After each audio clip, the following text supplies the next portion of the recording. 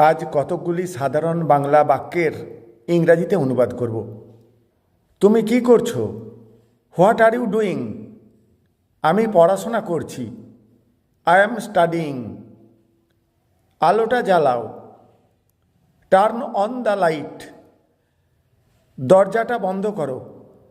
Close the door. চুপ করে থাকো। Keep quiet. তুমি কখন এলে? When did you come? আমি কিছু খাইনি।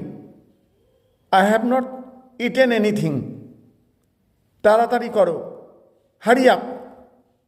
ঘুম থেকে ওঠো। Wake up. টিভি বন্ধ করো। Turn off the TV.